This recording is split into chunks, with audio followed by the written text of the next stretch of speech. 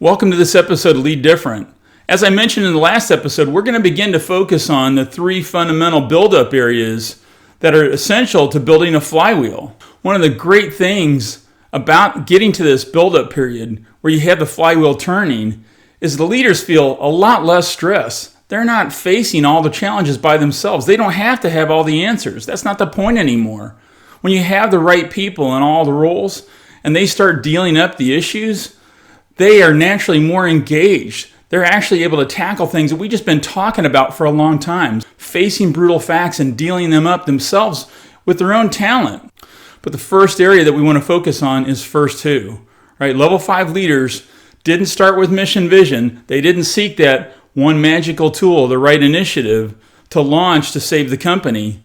No, instead, they got the right people on the bus, the wrong ones off, and the right people in the right seat. In this episode, we're going to talk a little bit about the major shift that comes with first two. The shift that level 5 leaders took, and the one that we need to take as we build stronger organizations, is to put talent and character on the front burner. It's not just optional anymore. We don't want to hire people with the right experience or knowledge and then try to convince them to live our values. If we start at the beginning looking for people with knowledge, skill, and experience that possess the values, there's no convincing. They come in operating in a way that's congruent with the things that we want to do, with the culture that we want to build.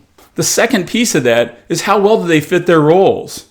And this is where talent, really honing in on what is the talent that makes somebody exceptional at a role, is so vital. When somebody possesses the right talent for the job, you can see it in a number of ways, right? They learn very quickly. You can hardly keep new information in front of them.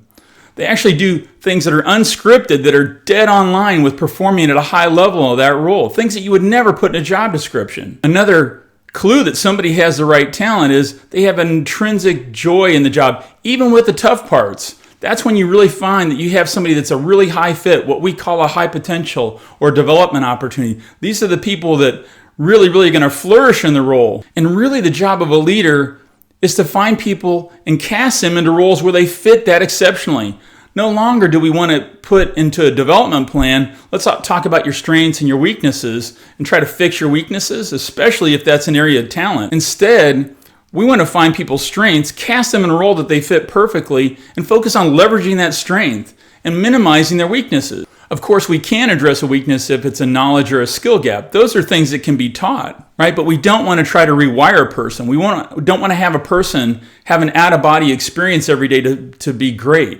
And this happens all too often. One of the things about first two that we teach, we help you identify where you've miscast people, where people have landed in the wrong job. It's one of the biggest drains of the potential of any organization, your ability to reach your goals. Miscasting is a big deal. The other point that we make in the first two module is the fact that every single role can be performed to excellence only when you match the talent that's required in that job. So we force everyone to look at how do you get the great performances and study your best, right? To understand what are the enabling behaviors. That's the keys to the talents that people have that are exceptional at the role. And those are the things that we begin to look for when we want to recast the job, when we want to go hire somebody or promote somebody into that role. It's a really big shift and it's so powerful. This is one of the most popular areas of LeadDifferent. In fact, you don't have to do a whole LeadDifferent implementation.